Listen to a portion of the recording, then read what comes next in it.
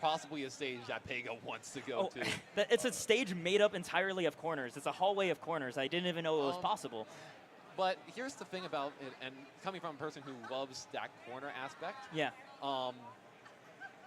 So I could so it gives that middle area gives an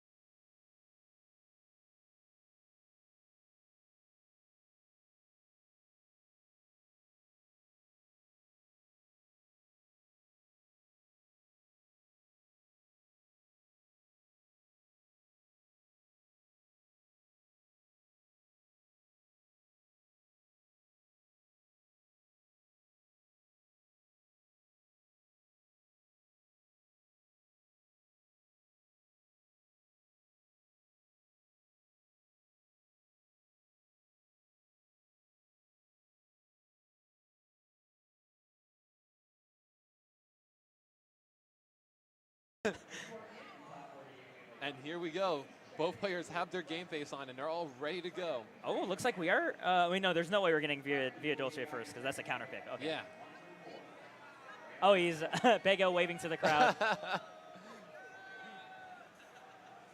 They're getting hype. We got Jorn as free back here just.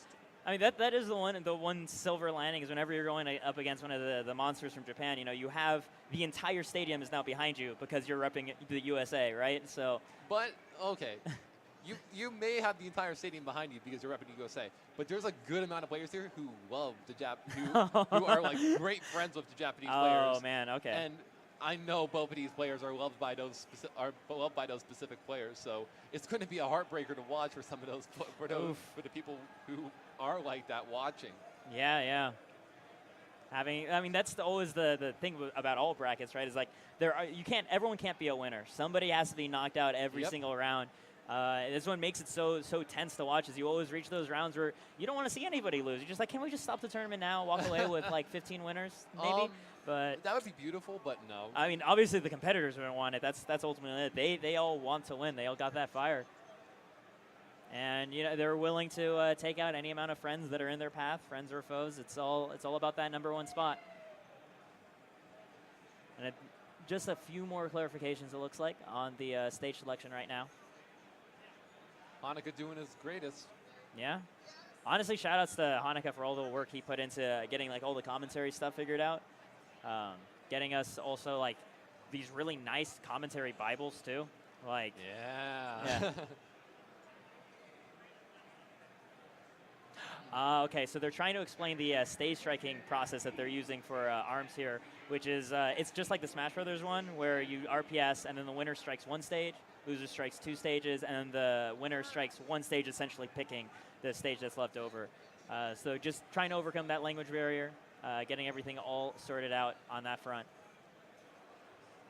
which I kind of like that stage striking method personally. Yeah, it is very nice. I personally, the one thing I'm interested about is I wonder how much experimentation is going to be happening or has happened in terms of the order of stage picking versus character picking in the ARMS community, because I think there's good arguments for both ways. I personally like it when games make you commit to the stage first, make you commit to the character matchup first, and then you pick the stage based on that.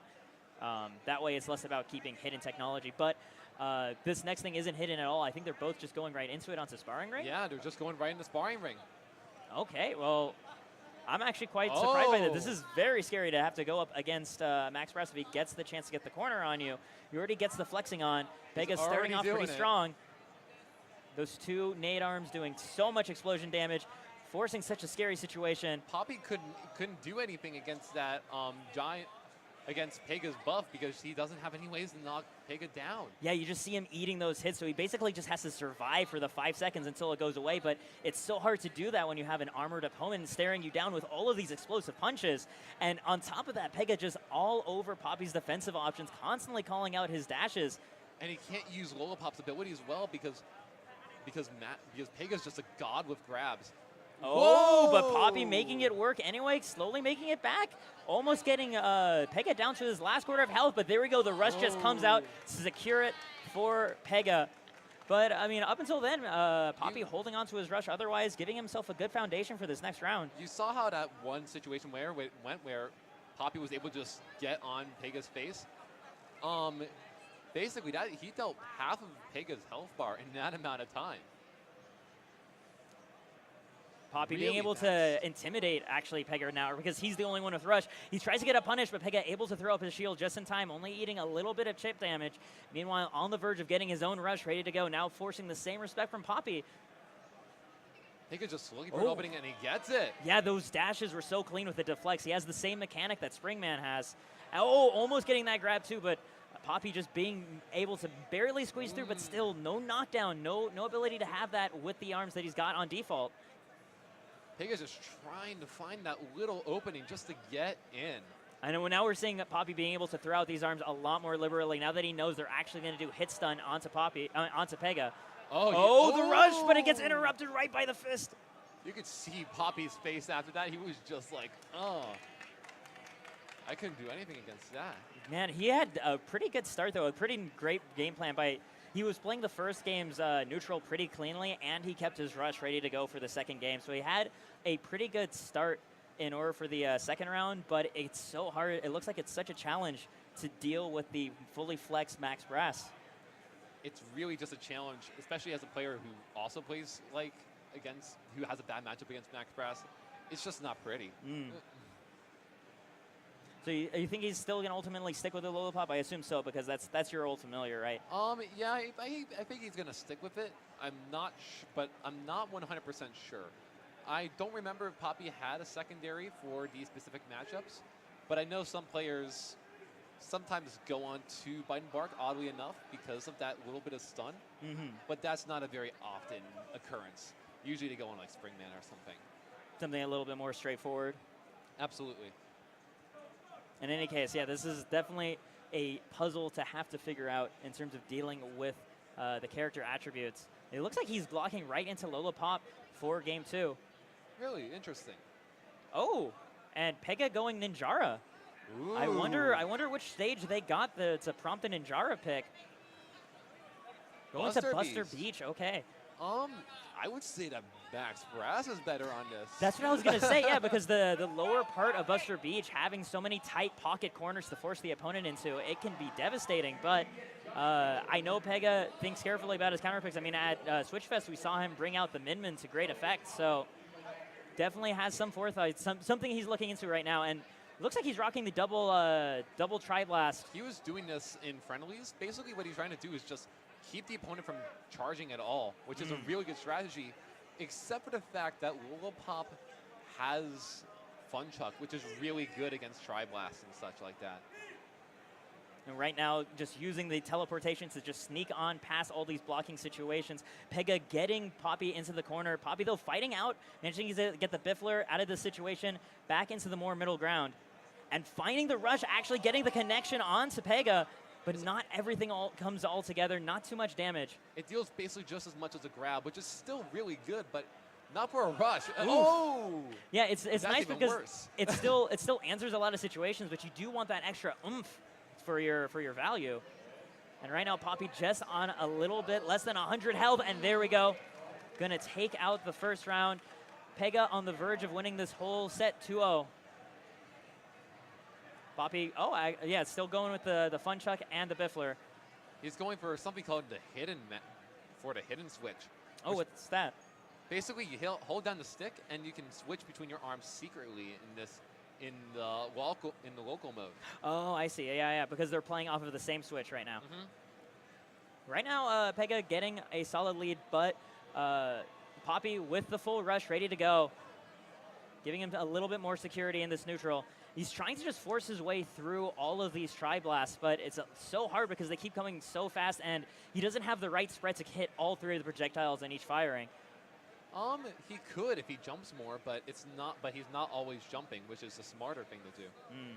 Meanwhile, Pega getting his rush fully online.